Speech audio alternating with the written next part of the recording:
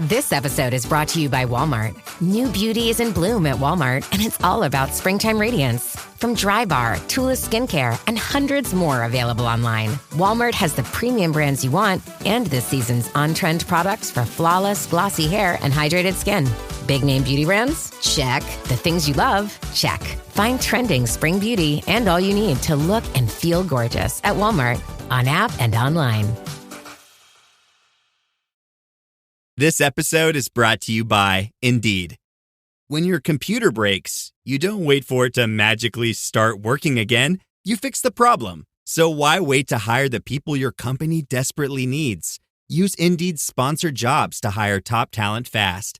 And even better, you only pay for results. There's no need to wait. Speed up your hiring with a $75 sponsored job credit at Indeed.com/podcast. Terms and conditions apply. It's time for basketball, and Uber Eats is dropping deals on game day favorites to keep you locked in on the action. Like when you're craving a buzzer beater, but also buffalo wings. Or when an upset makes you want to ugly cry into a pizza. And right now, Uber Eats has game day deals from Burger King, Buffalo Wild Wings, KFC, and hundreds more local favorites. So you can keep your eyes on the ball and your hands on a burger. Order now, only on Uber Eats. Product availability varies by region. See app for details.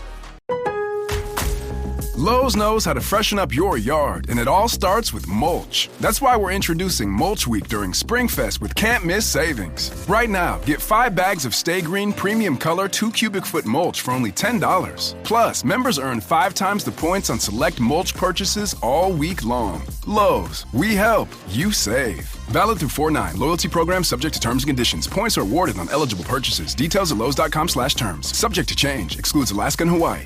Hey, everybody, it's Dave here, and it's Wednesday, which means we're gathering around for the NFC North Roundup. Who will be king? And do I have a poem for today? Answer is nope. You guys get to skate out without hearing my dulcet sounds rhyming in a Rudyard Kipling style or something like that. So you count yourself lucky. Today, we have the 4 teams we're going to discuss, represented by 3 teams here.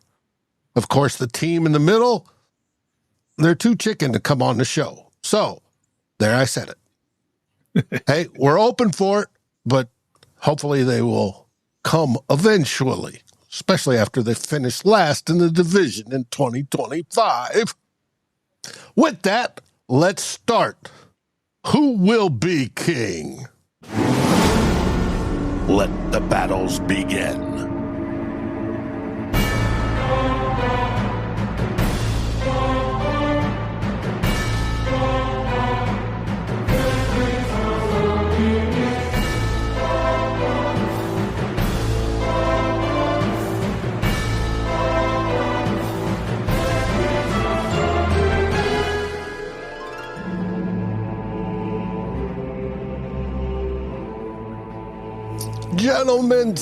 Gentlemen, welcome to the show. For the viewer's pleasure, on the far left, we have Pay from the Frustrated Chicago Sports Fan Network. How you doing, Pay? I'm good, Dave. How you going, man? How's it hanging in Viking land, first and SKOL? Hey, it's going great.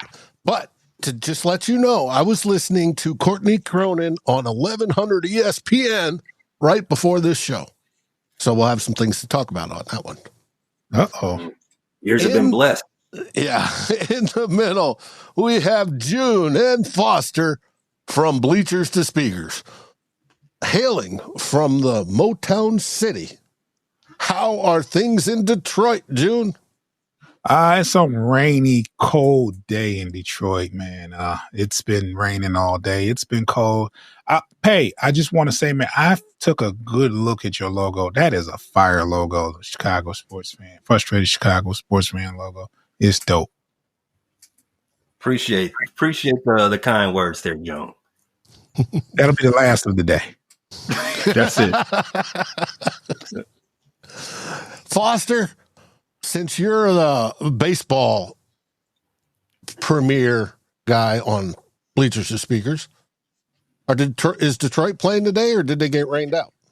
Detroit is playing right now. They're actually in Seattle, where it rains a lot, but it's actually the weather's nice there, and it feels like Seattle and Detroit. So yeah, we're hopefully mounting a comeback. It was 3-0, and we just got it down to a 1-run ball game. So to be continued.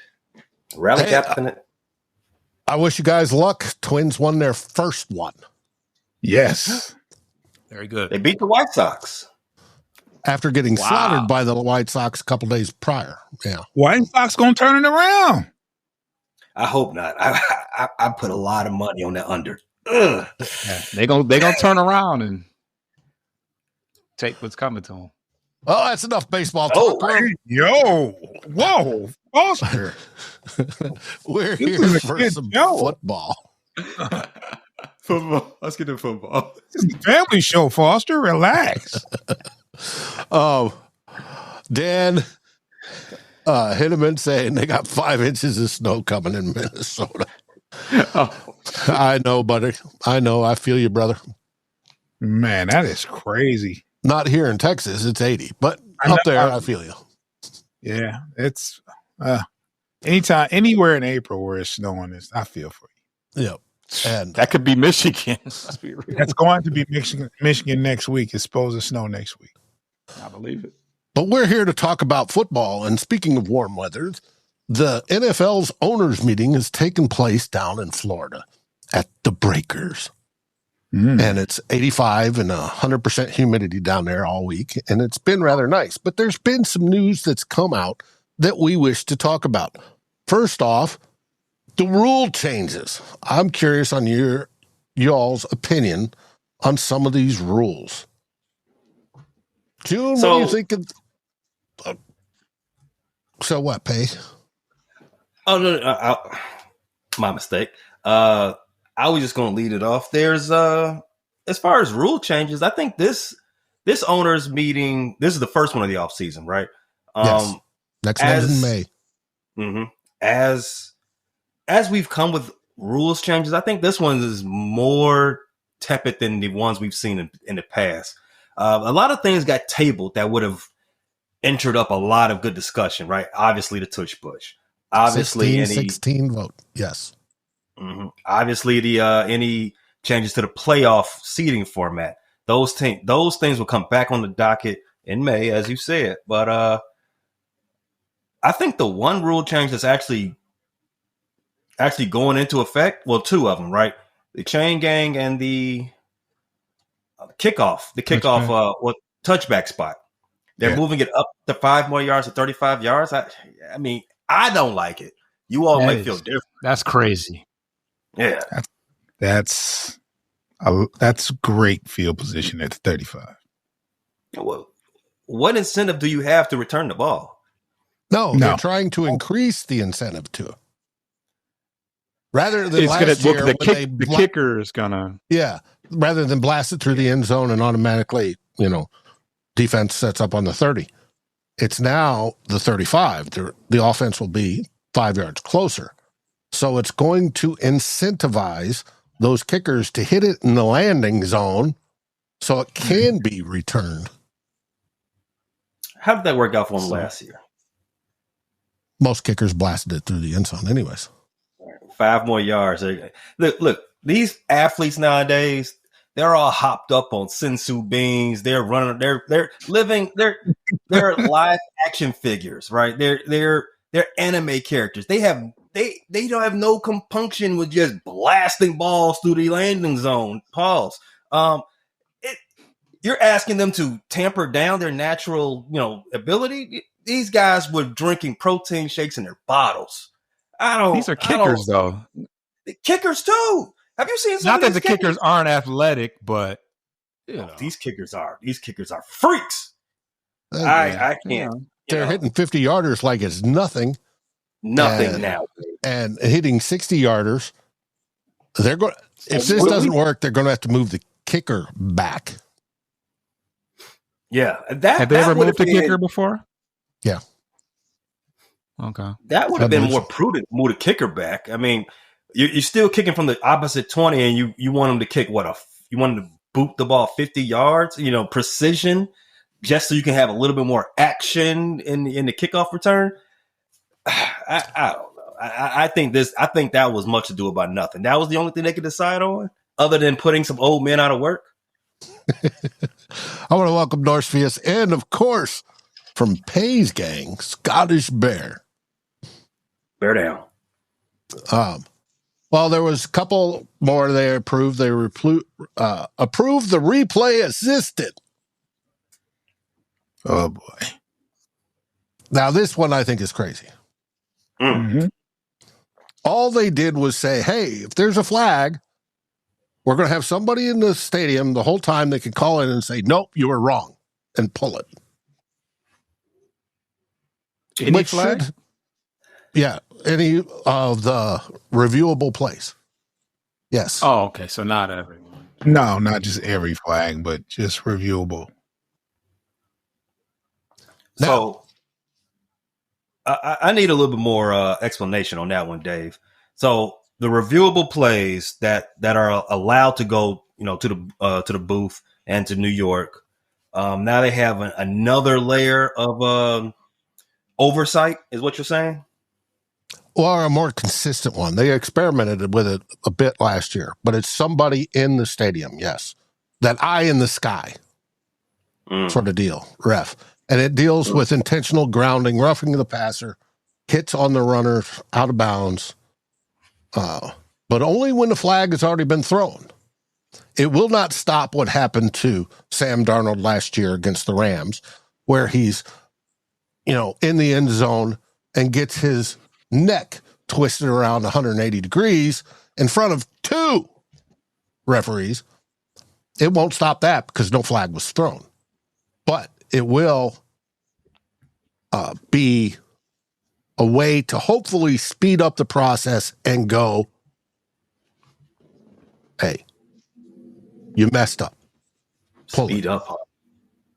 That's the thought. So it doesn't go to New York and we wait 15 minutes through a bunch of BS commercials while they come back and then they validate what the ref said on the field, even though all of us saw it. So we'll see. That was one. The overtime rule was tweaked. It was proposed that it go to a full 15 minutes and both teams get possession. What was passed was both teams will get possession, but it will remain at 10 minutes. So if one team takes 8 minutes to drive down and score, the other team has 2 minutes left to go match them up. I got a question. Uh-oh. And this is directed to everybody. What would be the arguing point for expanding overtime to 15 minutes? Like who proposed that and say, you know what, this is a good idea? To eliminate ties, I guess. No, yeah, but they wanted it to match the playoffs. Playoffs are 15 minutes, and it used to be 15 minutes in overtime. So, I'm sorry. I'm assuming you said it's no longer sudden death.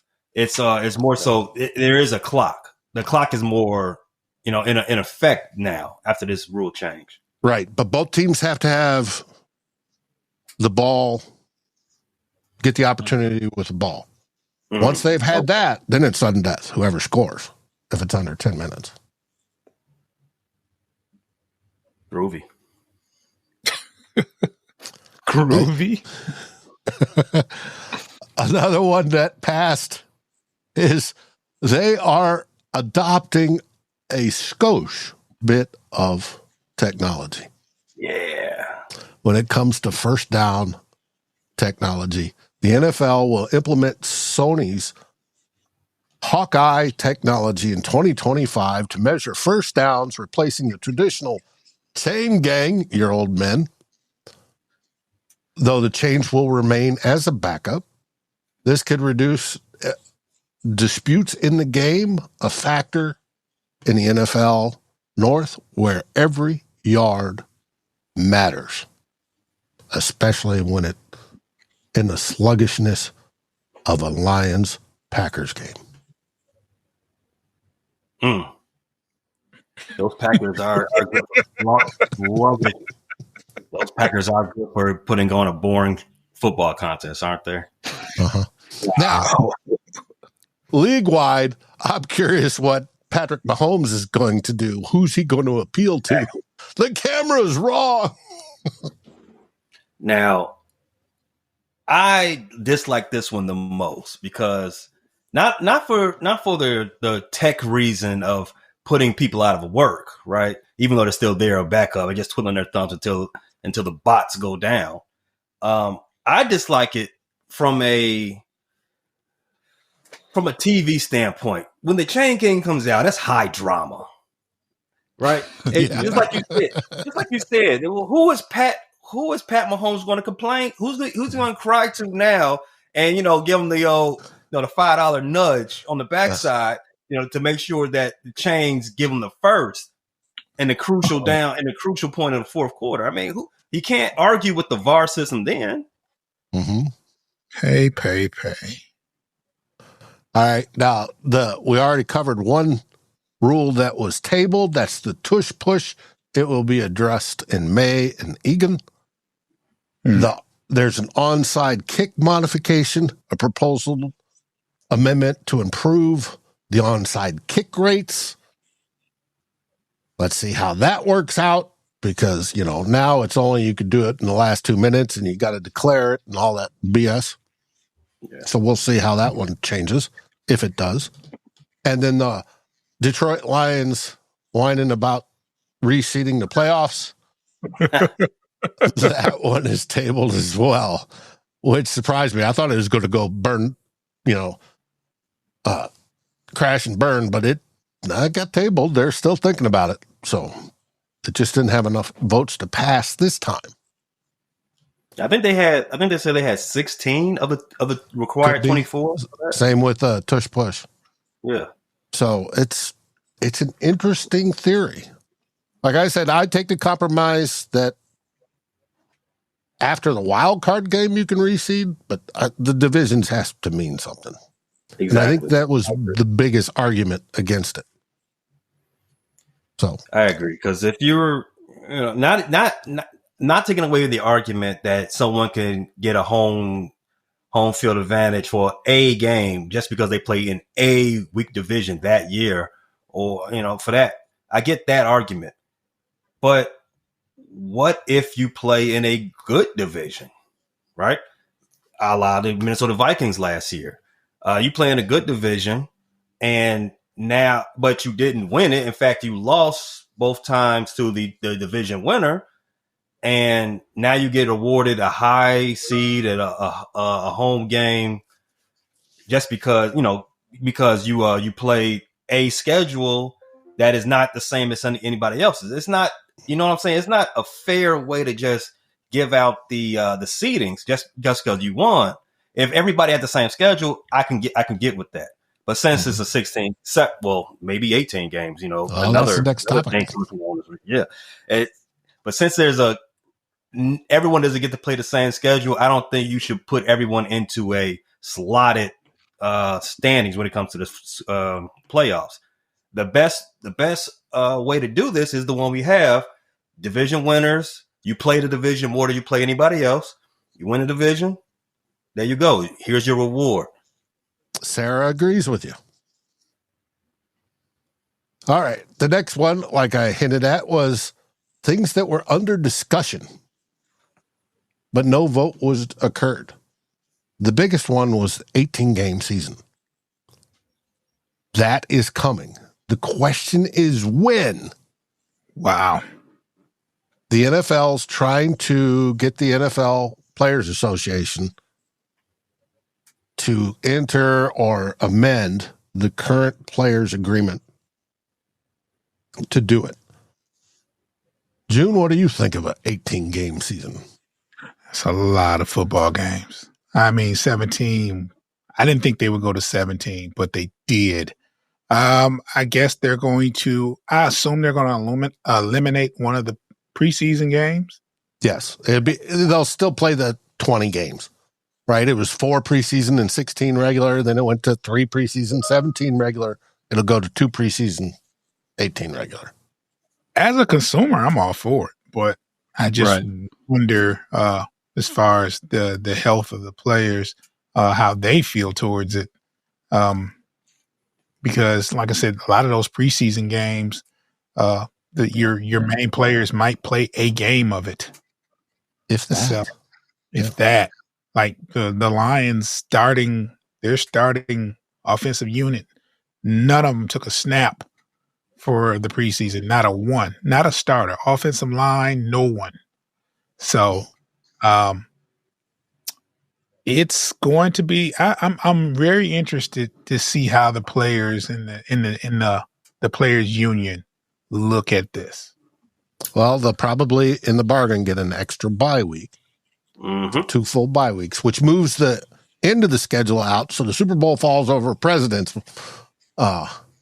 weekend, which would be great. Yes, and the players, I see, hey, more revenue. Yeah, it's a money grab. It's you're going to get more bang for your buck as far as the revenue. You're definitely. I mean, who wants to see? I'd rather see a regular season game than a preseason game, and that's going to put more butts in seats and more people watching on TV. So I get it. And the last thing that was brought up was a Thursday night football flex window.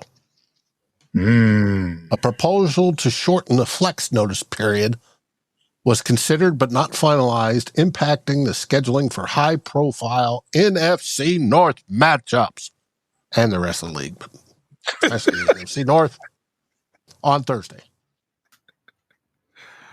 It also evens back out the regular season schedule to an even number, so you're going to get the same amount of home and away games, correct? Yes. Obviously, Foster's still stuck on the 18-game season one. Yeah, we moved past that, Foster. For the I didn't get to get in on that one. The views by B. Foster are strictly the views of B. Foster, have no association with Bleachers and Speakers whatsoever. See him go off course. This is strictly B. Foster. That's right. But the problem with this rule is you may be scheduled to play Sunday at noon and suddenly, bam, you're now playing Thursday night with very little notice. I think both of the last 2 rules discussions, Dave, the 18-gamer and this Thursday flex, they don't go in the best. They're not in the best consideration for labor, right? But obviously, labor is their hands tied. The players, they're going to eventually they're going to get the short end of the stick. Obviously, with Thursday and with the 18 games, they know it's coming. They've been floating 18 games for more than 10 years. It's only a matter of when, right? And we're the closest that we're ever going to get to it. 14 games. They were playing 14 games not that long ago, and it's just ever so much. Once the money started becoming a real thing in the NFL, it's no stopping that train. Foster, when I was a kid, they played 12. Yeah. Wait, when was it 14 though? Seriously, that wasn't in the 90s. Last season they played 14 was 1978. Oh, that was Shut up. Yeah. You said it wasn't that long ago. That was 40 years ago. Stop by your head, Foster. just leave it alone. Well, that was the rules portion of the show.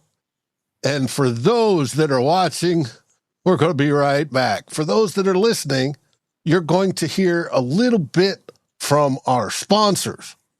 And our sponsors, we like when you listen because we get a wee little bit of revenue from that.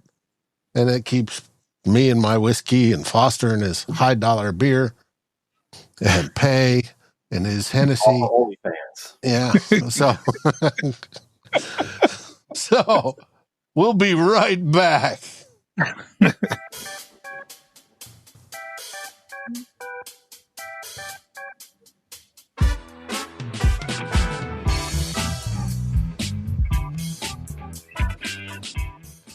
And we're back. Now, through the fun part, and now let's get into team specific. I normally start with the Bears, but let's start with the Lions. Mm-hmm. They had your GM, Brad Holmes, had an interview.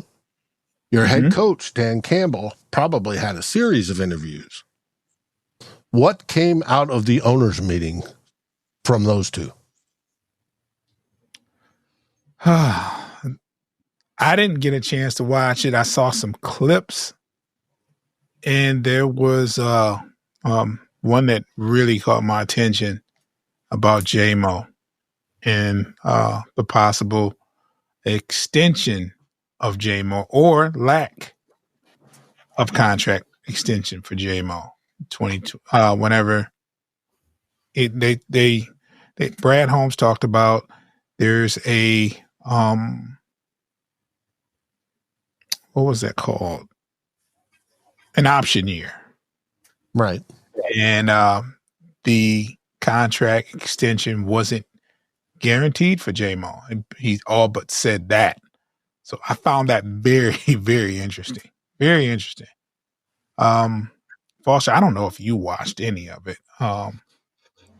Yeah, I kind of got a gist of what was going on.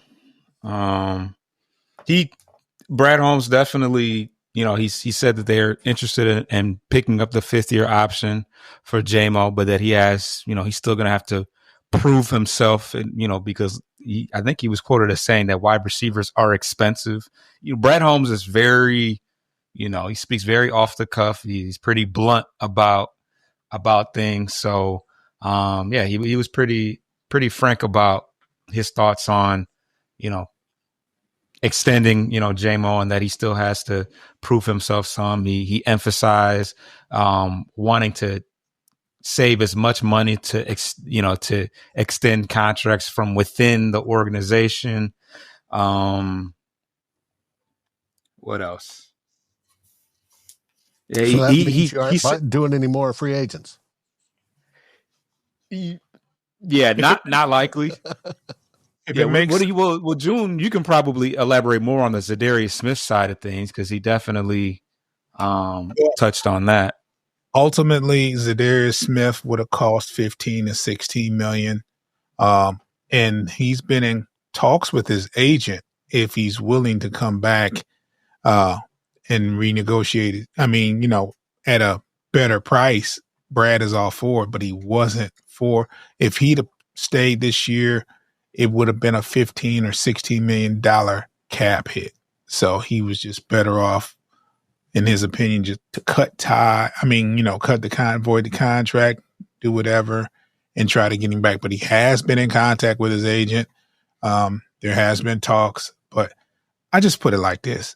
If we could get Brad Holmes to do our personal grocery shopping, we would save a lot of money, because his free agent spending is, oh man, he's tighter than panties on a man. He's not spending anything on a man. Yeah. Hey. Yeah. He said, but he did say that he was pleased with what he was able to accomplish. As far as he said that they accomplished more than he thought they would be able to. Especially with the cornerback market being so high, and the entry level for, top end cornerbacks was $16 million. So given that, I think he said that he feels like they've made out pretty good. He was also really pleased with being able to get back Levi Onwuzurike on a reasonable deal.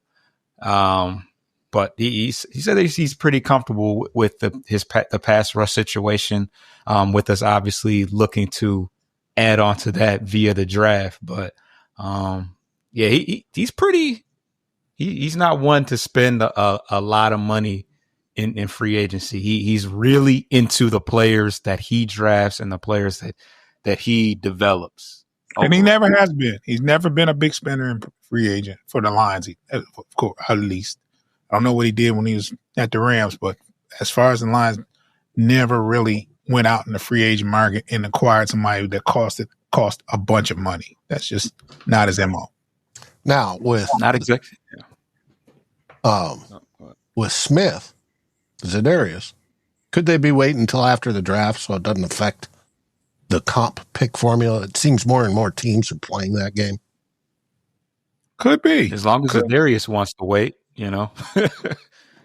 I mean, he has a woman that's from Detroit, and we're hoping that he really likes her and wants to stay around. Cash, not that he can't get to her when he need her. Cash doll, if you mess this up, you got one job, baby. Now, I also heard he was praising Hutch's rehab. True? Business taxes. Was stressing about all the time and all the money you spent on your taxes. This is my bill? Now Business Taxes is a TurboTax small business expert who does your taxes for you and offers year-round advice at no additional cost, so you can keep more money in your business. Now this is taxes. Intuit TurboTax. Get an expert now on TurboTax.com/business. Only available with TurboTax Live Full Service. He was like just really amazed on the recovery. All the work he's put in to get to this point. He was running sprints a month and a half ago. So it's a good sign. And then you have some fans, Dave. I heard one fan say a couple weeks ago that Hutch wouldn't be ready until about week 7 or 8. And I'm like, where did you get that from? He's running sprints a month ago. What are you talking about? I think I actually thought he might have had him mixed up with Aleem McNeil, and that's another thing that came out. He was mentioned that Aleem McNeil wouldn't be back until midway in the season. We kind of figured that, though. Torn ACL for a big fella, that's not a 7 or 8 month injury. That's usually a year. So we don't expect him back until past the midpoint season, and that's what Coach Campbell was talking about as far as Aleem McNeil. That's what he chimed in on one of the clips that I saw, and that was to be expected. Gotcha. Now, flipping over to Wisconsin, this relates to Detroit. Brian Gutekunst was echoing what LaFleur was saying about the tush push. They're still whining, so just let you know that. But has hinted at targeting a defensive lineman or linebacker in the draft to counter the Detroit Lions' physical play.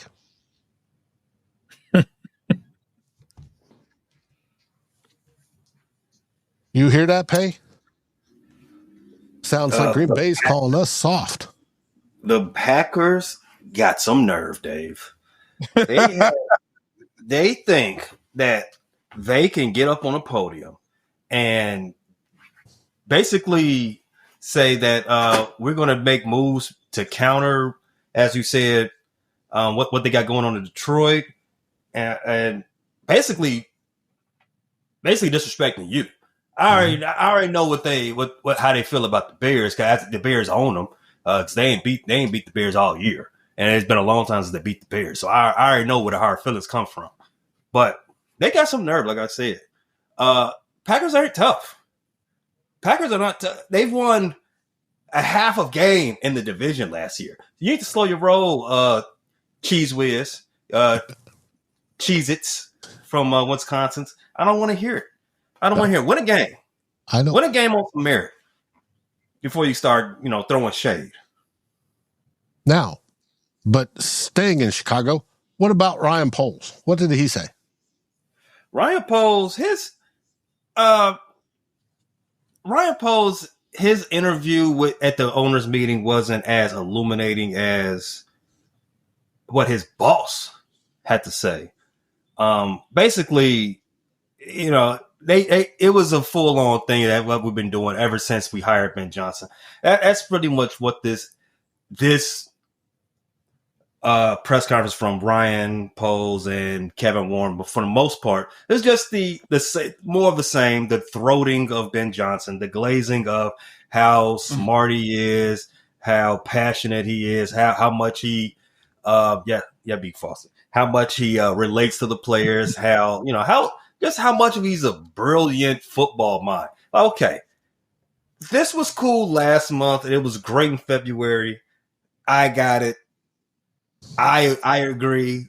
Cool. But after April 1st, after April Fool's Day, let's find something else. We got to do something else. All right. No more. Let's leave Ben Johnson's alone. Okay. Johnson. You caught that, huh? That was good. Speaking of Kevin Warren, his press conference came in two parts. Obviously, the glazing of BJ. Glazed. And the proper term, fellatio. But yeah, okay.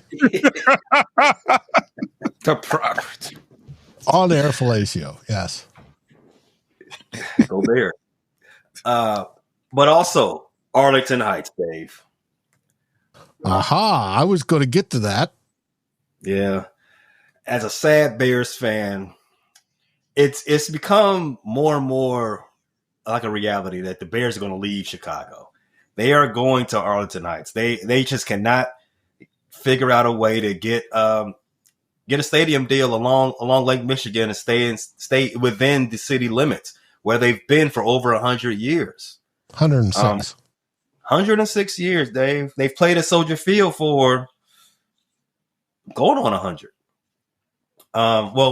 About 80 years. They've been at Soldier Field for about 80 years. It's going to be sad to see them go, but they are going to go to a state of the art. This is what Kevin Warren says. They're going to make a Bears city inside of Arlington Heights, and that's what you need to compete in this new age of sports business. You need to do the things that we talked about off air. What the St. Louis Cardinals did in downtown St. Louis, things like that. You have a whole village that's just pumping money into the central focal point of that little area, which would, in this case, would be the Chicago Bears. The Chicago Cubs just did it a decade ago when they switched owners from Sam Zell to the Ricketts family. They redid a whole Wrigleyville, which is already a vibrant area. They redid it. Hotels, new restaurants, museums, attractions allure. They put a sports book over there. It's just money on top of money. And as we've seen more and more the last, when was Inauguration Day? Ever since Inauguration Day, you see it's money first, feelings later. And my feelings are definitely hurt at that Brian Johnson, current mayor of Chicago, is going to go down as the guy that lost the Bears to Arlington Heights. Don't know the mayor name out there. They today was election day. So the mayor in Arlington Heights might be someone new. He's getting a present. Oh, it's going to be interesting. Before the show, we were talking. I was listening to Courtney Cronin on 1100 at ESPN in Chicago, and she said Warner and McCaskey were at that point. They're making the decision. They own the land in Arlington Heights, and it's not moving forward in Chicago. So they expect to have a decision by the end of 2025. Yeah. Yeah, all intents and purposes, I think it's more of a I think it's, they're holding out. This is more of a football term. It's fourth and long. Chicago's got to pull out a Hail Mary. They got to do a Jaden Daniels. They got to do something. They got to do something that you wouldn't believe to keep the Bears in Chicago. And since I've seen Jaden Daniels pull off a Hail Mary that he had no business doing, fingers crossed. Fingers crossed that they can get it done. Chicago stays in Chicago. Oh, we're going to find out. No, but speaking of the interview, and was it Brian McCaskey is the owner? He's debating on whether to sell the team. He's reevaluating that. Yeah, we talked about this a few episodes ago. After Virginia's, rest in peace. After she passed, the whole idea of a succession plan. Not oligarchs, but wealthy people always do this. They have a plan of where they want their assets to go after they pass. And the NFL and if all of the United States sports leagues, they make you set up a succession plan, especially the older you are, the more that is vital. Mike McCaskey at the owners meeting, he broke down in front of the media. He got all sensitive and emotional about talking with his mother. And I think he said it was one of the last conversations they had about how they have a plan of keeping the Bears in the McCaskey family for the next 100 years. And I know some Bears fans might not like that news because in Chicago, there's a thing where we wait, not me. I don't do this, but there's a thing in Chicago where the sports fans, they wait out the life expectancy of some of the owners and hope that there's going to be a change. It's rough in Chicago. It's very rough. That's a lot. I see that. I see why you try to remove yourself. Like, it's not me. Not me. You don't want that spirit on you. Yeah, that's some 60-30 and type stuff there. Nope, not even no. Well, they might handle business their own, but a lot of fans would prefer, especially prior to this offseason, a lot of fans wanted McCaskeys away from the Bears, and it's been like that for a going on 40 years, Dave. Mm-hmm. This is the 40th anniversary of the Super Bowl or Super Bowl win. So it hasn't been a harmonious ownership tenure for the McCaskeys ever since Virginia took over from her dad, which was 43 years ago. But rest assured, we never have to worry about an ownership change with the plan in place because McCaskeys and the Bears are locked in. Well, we do hope it works out for you. And you do develop a Bears city. It started in Eagan. The Wilfs built around our practice facility, which was Northwest Airlines, their own old headquarters. Mm-hmm. Built the practice facility, built the museum, built hotels, which now host once a year the owners' meetings, built condos and all sorts of other stuff. And it's a wonderful environment. And I hope you guys have a wonderful environment. And it attracts good players and improves the culture, and you guys can actually win one here in the next 40 years. I don't want to wait 40 more. That was interesting that you said that, Dave. Foster, you travel a lot. Do you remember Northwest Airlines? The name. I don't know if I ever. Wow. Let me. Maybe as a young jit. Maybe as a young Foster. I got Detroit. Foster, I got this. Foster is a devout Spirit airline passenger. I haven't been a traveler that long.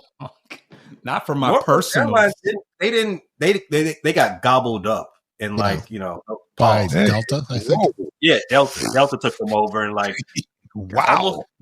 Not even 20 years ago, Dave. Wasn't even that long. Yeah, but they were headquartered out of Minneapolis and they had a major hub at Detroit. Mm-hmm. Yeah. Mm-hmm. Last time I flew to Detroit was on Northwest Airlines. It was a good airline. I enjoyed flying on them. Good service, good people.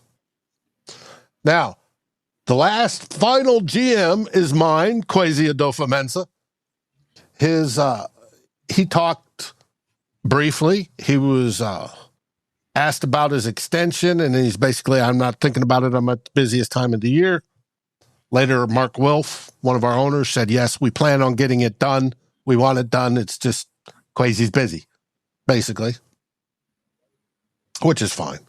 But there was one name he mentioned that they're possibly looking at in the draft, and I don't know if it's to be a feint or if he actually is, and that's Donovan Jackson of Ohio State. What do you think of Donovan Jackson? June, you're a Buckeyes fan. He lost to Michigan 4 times in a row, but 3 times in a row. So I'm okay with him. He good in your book. Good in my book. He's not Maurice Clarett. I'm just curious. Yeah, now, correct. But the bigger news comes from the coaches. I was never really a runner. The way I see running is a gift, especially when you have stage 4 cancer. I'm Anne. I'm running the Boston Marathon, presented by Bank of America. I run for Dana-Farber Cancer Institute to give people like me a chance to thrive in life, even with cancer. Join Bank of America in helping Anne's cause. Give if you can at BofA.com/supportAnne. What would you like the power to do? References to charitable organizations is not an endorsement by Bank of America Corporation. Copyright 2025. Ryan Reynolds here from Mint Mobile with a message for everyone paying big wireless way too much. Please, for the love of everything good in this world, stop. With Mint, you can get premium wireless for just $15 a month. Of course, if you enjoy overpaying, no judgments, but that's weird. Okay, one judgment. Anyway, give it a try at mintmobile.com/switch. Upfront payment of $45 for 3-month plan, equivalent to $15 per month required. Intro rate first 3 months only, then full price plan options available. Taxes and fees extra. See full terms at mintmobile.com. And your coach, Dan Campbell, in particular, said something interesting. And it was about being aggressive. Hunger, to be exact. He wants his team to be hungry. Is he seeing something that they're going to get lax now that they were good for a few years and they're just going to rest on their laurels? Maybe either that or Brad Holmes is not paying for a caterer to save money. You know how Brad does with the wallet. He's cheap on the outside. He keeps he makes sure the inside is good. Hey, yo. I didn't know how else to say it, but yeah, you all just signed your biggest free agent deal under his tenure. What was it, last week or the week before last? Who was it again? DJ Reed. Yeah, DJ. Right, DJ Reed, and that was 16 a year. 13. It pained him to spend it. He said, the foot in the door number was 16. So, yeah, but for a top flight corner, top 10, top quarter, whatever. Yeah, he's not by far. He's not. He's better than good. He may not be elite, but he's better than good. Agreed. Right. Interesting. But you all still spend money, though. I mean, Penei Sewell. That's what I'm saying. Yeah. There's a difference, though. Those are draft picks that he drafted, and he wants to make sure they stay. So here he's maxing those out. He's not going out into the free agent market and paying top dollars, but he'll pay other people's toys. Yeah, he'll pay to retain you now. Yeah. I like homegrown too. Yeah, it's all good money. It's not necessarily all like he paid money for golf. You're like, this is your quarterback. This is who you're going to keep. He gave him an extension and a pay, but Amon-Ra St. Brown is one that he drafted that he definitely has paid. Hutch will be probably the next one. Those are people that he's definitely going to pay them like they're supposed to be paid. Kirby, there's plenty of money to spend amongst the people that we know are all bought into what we got going on. So I don't really sweat him going and getting something outside. But he's never been that. He's never been that person to go out in the free agency, spend a bunch of money. So it is what it is.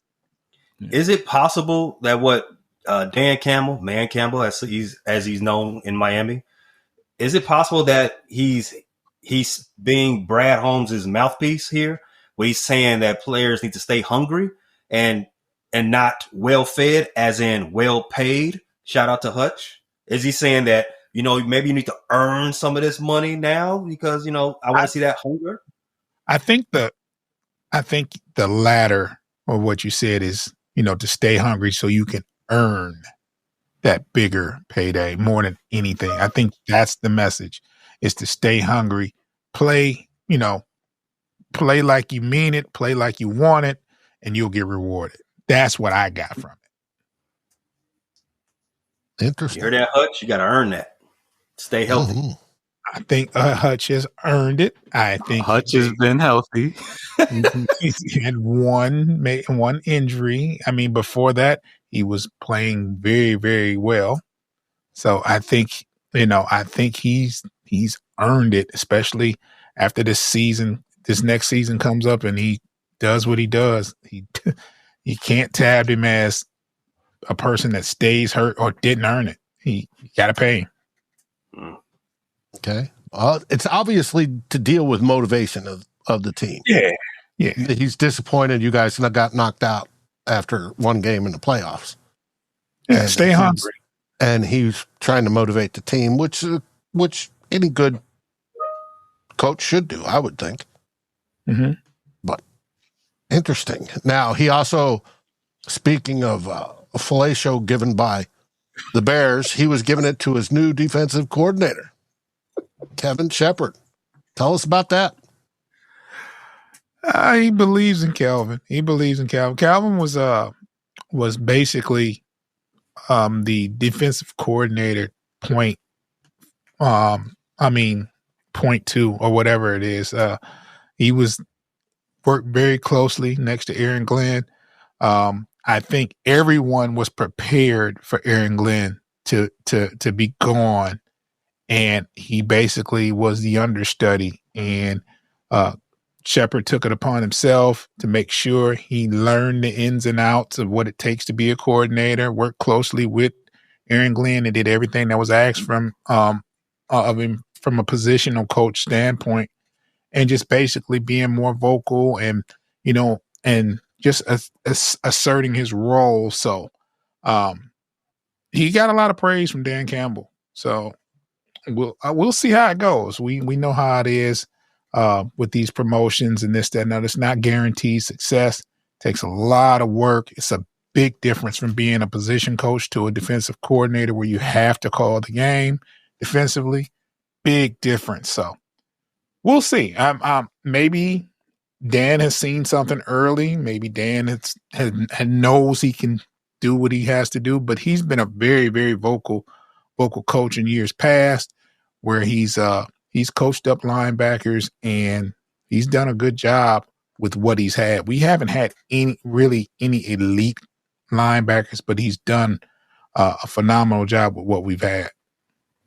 And you guys used to have very good linebackers, if I remember correctly.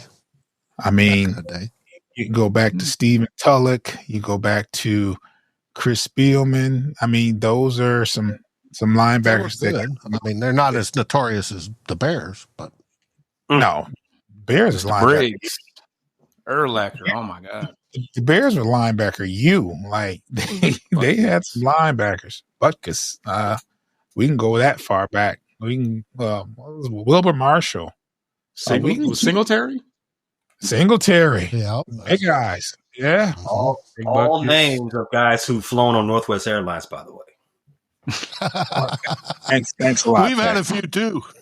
So yeah, I mean, if you want to, the Bears have had ever so often that one special linebacker, generational linebacker. They seem to get them. Well, what I like is it seems that that special linebacker's coming back into style. It was the big gap-eating, running back-eating guy. Yeah. I think Brian Urlacher that just, plowed forward. I was an Urlacher fan. Yeah. Big and he was very, very good. And now they've moved to a more coverage style. Well, I think they're getting back to a more hybrid that are doing both. And I think that's a good thing for football. Yeah. You're going to need it with these athletic quarterbacks, man. Mm-hmm. You're going to need them. You're going to need that linebacker that can run sideline, that can do a lot of everything. Stop and run side to side, sideline to sideline, spy and cover. So now to the Bears, Ben Johnson debuted as the head coach of the Chicago Bears for the first time at the NFL's owners meeting. How did those interviews go? More of the same, very upbeat. He displayed his, what a lot of people say, very, I don't want to say over the top, but his very personable personality. That's what all the, again, as they're doing in Chicago. It's not just the upper management. The media is doing it as well. It's a lot of, it's very full throated. Ben Johnson is the talk of the town. He's got the key to the city. I just hope he run off some wins, because you lose week one, we pulling that, we evicting you very fast.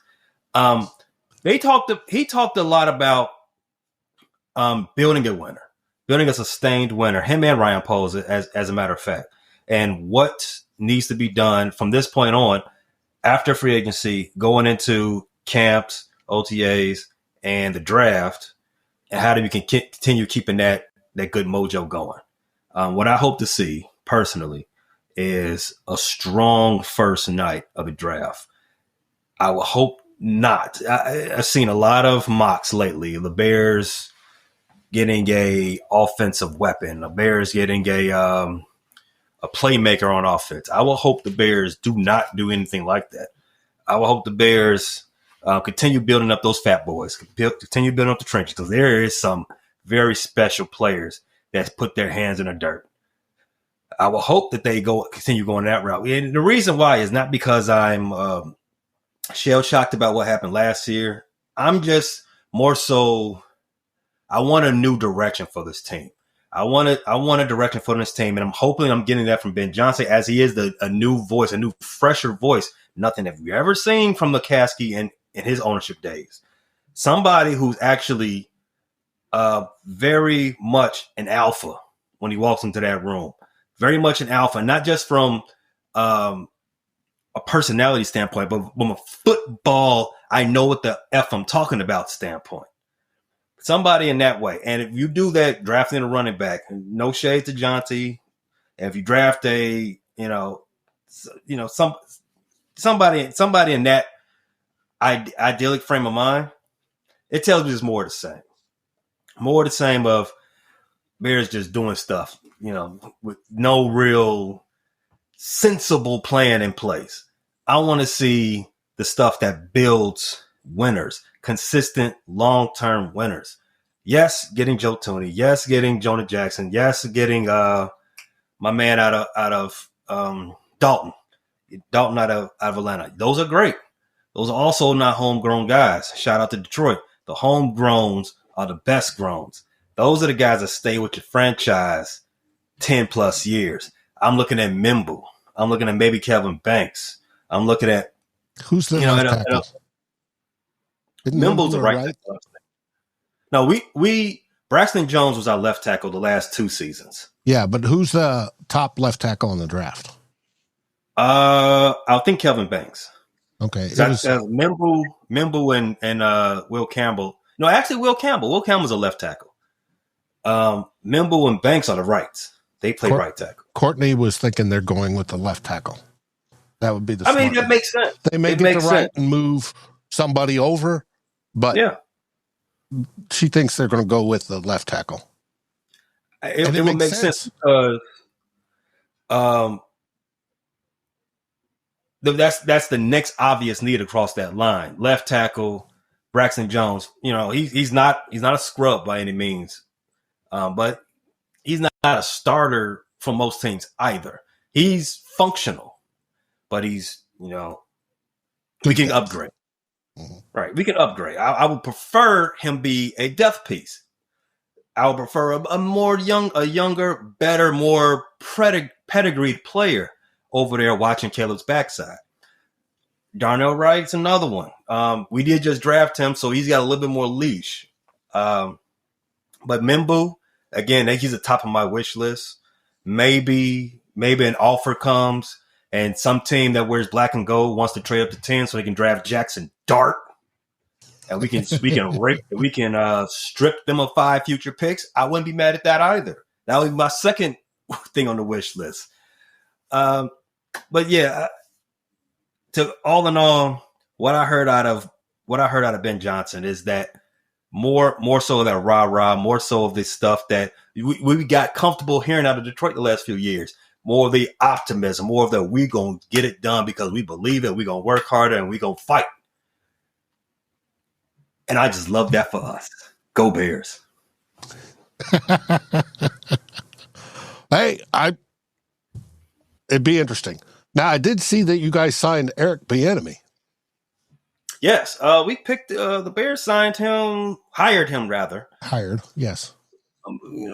Not recently. It was more so a month or not too much after they filled out most of the. I think he was the last coach hired.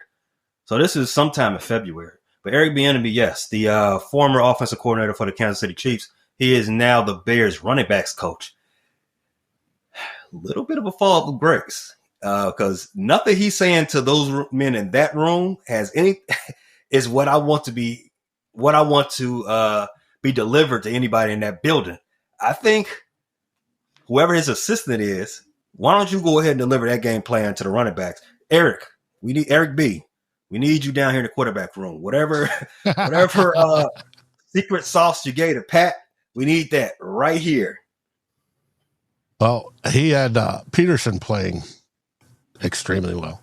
He was our running backs coach when Eddie and Peterson was here. And so that he does have some lineage, tutelage he can give out to running backs. Peterson is a former MVP, right? Yep. Last running back to win it. Yes. Yeah. Last ever. That's my opinion. I don't think it's ever going to happen again. But yeah, if that's the case, yeah. You know what? You might have just changed my mind. Maybe we can draft a running back day one, Dave. I agree with you. You got to build the lines, got to build the trenches. But T-Bass has a question for us. Give me 2 teams in the NFC outside of our division that you worry about the most. 2 teams, Green Bay and the Redskins. Outside of our division. I'm not Green Bay. I'm our division. Philly and the Redskins. I'm sorry. The Commanders. They're Redskins to me. They always be the Redskins. Commanders, Eagles. Okay. For me, I think one team has always got to be mentioned. As long as they have Pat Mahomes, you gotta put them on that list because, as we've said, it's in our conference. NFC. I'm sorry. Okay, yeah, defending champs. They seem to do everything right in Philadelphia. They just know the type of player they want, and they go get them. And the next thing you know, they're just dominating everybody. So yeah, the Philadelphia Eagles. They're obviously a team that you're going to be reckoned with. Have you seen that offensive line? They're like basketball players. I expect a little bit of regression because they lost quite a bit because they won. But we'll see. T-Bass says the Eagles and the Rams for him. Yeah, I can give it the Rams too. The Rams, they have a culture there that is going to be good for a long time until McVay finally leaves, maybe. That he's been hinting at the last couple today. Years. And no, not McVay. Who's the San Francisco coach? His dad used to coach Shanahan. Yeah, Shanahan. No, maybe it was McVay. Showed him when he started and showed him now. And now he's got bags under his eyes and he's got gray beard and gray hair and he just looks like he's aged 30 years. Shanahan? Not Shanahan, but McVay. McVay has aged a little bit. Yeah. So he was like 25 when he got the job. I know, and now he's near 40, something like that, probably. Now, Matt LaFleur, our favorite coach that we love to pick on, he had a few things to say, but were they interesting? I mean, he's talking up about how he loves that Sean Mannion is his new quarterbacks coach. Sean Mannion was our backup for a while. Sean Mannion is an excellent clipboard holder and backed up Kirk Cousins. But, hey, it's just more fluff out of Green Bay for the best, best of it. He did brush off the Bears coach Ben Johnson's jab, saying, I'm sure he's playing to the fans a little bit, and it was what it is. I'm going to not lose too much sleep over that. Did Ben Johnson say something about beating the Packers? I I think he did. And Northwest reminds me that our head coach, Kevin O'Connell's hair is thinning. Yes, it's noticeably thinning and rolling backwards. But that comes with age. And speaking of Kevin O'Connell, he's had a series of interviews that were very enlightening. Talked about what he's going to do this year. But the most enlightening was they discussed Aaron Rodgers and how, one, J.J. McCarthy is doing everything he's expected to do and beating it, and is in there every day working out. He's throwing. It's everything's fantastic. But it was that Aaron Rodgers had called the Vikings, called him in particular to say, I want to play. It was nothing that the Vikings did. It was all Aaron Rodgers initiated. What? It's something weird with this guy. He's just going to lean into the Brett Favre thing just all the way, huh? That's just what he's doing. Yeah, and that's what I think. But he's basically shut him down and said, nope. Unless there's the disaster, that's not going to happen. We're going with J.J. McCarthy. Everybody's happy with J.J. McCarthy. They can't wait to see him out on the playing field. He said he sort of redshirted, and he did absolutely everything he was asked of and more. The only thing he didn't do was throw last year because of his meniscus. So, and he can't wait for him to start out this year, and that it's going to be a good season, basically. He gave an update on TJ Hawkinson, said he's ready to go. Everybody's ready to go. The only one that there's a question about is the kid we just drafted or just signed out of Arizona, the short little wide receiver, diminutive wide receiver. He had a knee injury or something he's recovering from. But everybody else is ready to go for OTAs, which is slick. Gotta love that. But that week that Aaron Rodgers hates the most, practice. But Doc Proto says Rodgers calling us is like a MILF at the bar buying you a drink. Could be. That good? I was about to say, I think I might prefer that over Aaron Rodgers. I mean, if it's Stifler's mom, you understand. Mm-hmm. Yep. So. Never seen that movie, have you, Foster? It's all right. Come on. Now, see, this is getting... Well, speaking of backup quarterbacks and moms, Wilson is available, from what I gather. We're still looking for a backup quarterback. But somebody put on KOC's recovery list. So I think we covered it. Any last words there, June? No, not really. I think this gets us a week closer to the draft, what we all been waiting for. It's going to be a very interesting draft. I think so. It's a lot of talent in this draft, so looking forward to it. Foster, what's the score of the baseball game? It is 2-3. We are in the top of the ninth inning, and we are trying to. We got two runners on, so we are trying to tie the ball game up and hopefully sweep the Seattle Mariners again. Ooh, did the same thing last year. in Detroit. Nick Riley says American Pie is GOAT. That is a great song. Oh, my. Absolutely. I got tons of memories. Nick knows being the vibes. Drunk and singing. Mm-mm-mm.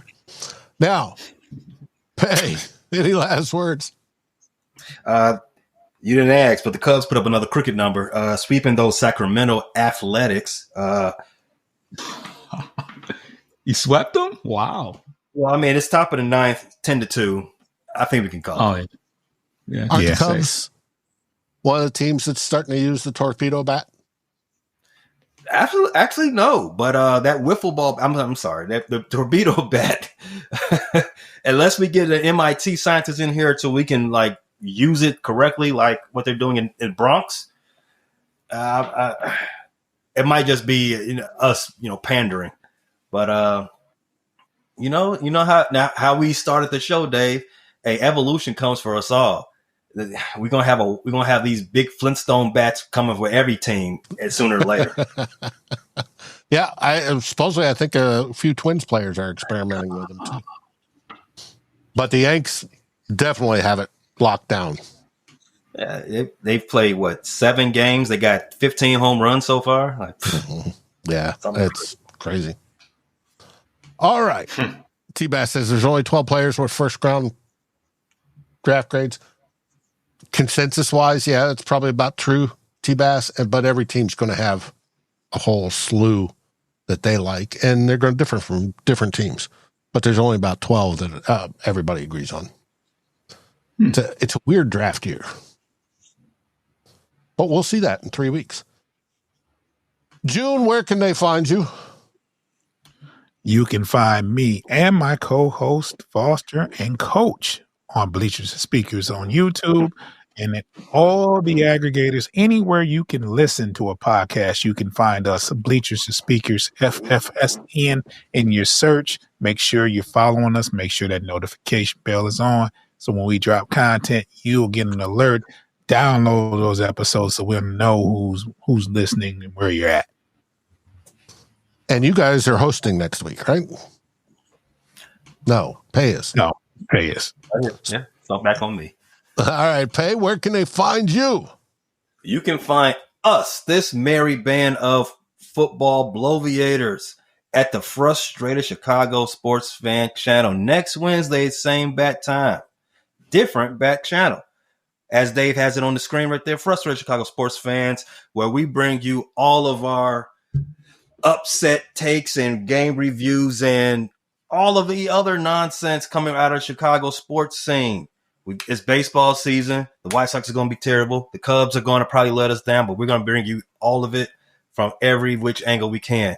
The Bears, we got we have film on some of the prospects coming up before the draft. That's also widely available on our channel. You can check that out at YouTube. Frustrated Chicago Sports Fan channel. Also on the audio side, anywhere you get your podcasts, at Spotify, Apple Podcasts, iHeart Music, Amazon Music, Pandora, and all the rest. Like, subscribe, share with a friend, unsubscribe, resubscribe, download, erase, re-download again. Appreciate you. And it'll be next Thursday because Dave's moving starting early next week, and I will not be available on Wednesday.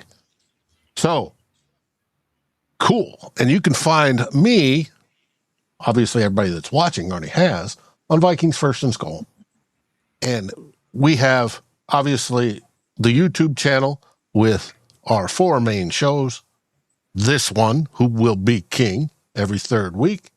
We have 2 Old Bloggers with me and Darren.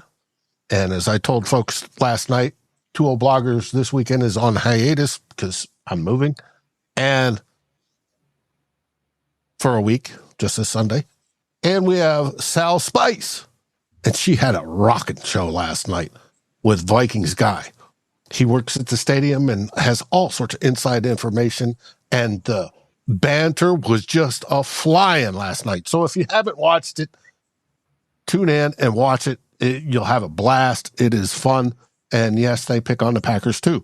So it is always a great spot to get us on YouTube. You can get us on your favorite podcast aggregator, and over at Fans First Sports Network. We're on the written side, just under Vikings, or type in VikingsFirstandSKOL.com and you'll be driven right there. With that, I want to appreciate everybody that's joined us today. You guys absolutely rock. T-Bass, you were late. We talked about the new stadium. It's most likely going in Arlington Heights. What? And you can see Pay's information. So, it is what it is. What do we say, Pay? Bear down from Arlington. From Arlington. The Bears. All right. What do we say? Foster, June? That was vicious. That was a healthy one. Go Tigers. We just lost. It happens, man. It happens. We won 2 out of 3. And as always, SKOL Vikings! Like, subscribe, and rate us on your favorite podcast aggregator. Thank you for listening to this NFC North group effort on the Fans First Sports Network. This has been a frustrated Chicago sports fans, bleachers to speakers, Vikings First and SKOL, and of course, the Fans First Sports Network production. Thank you for listening.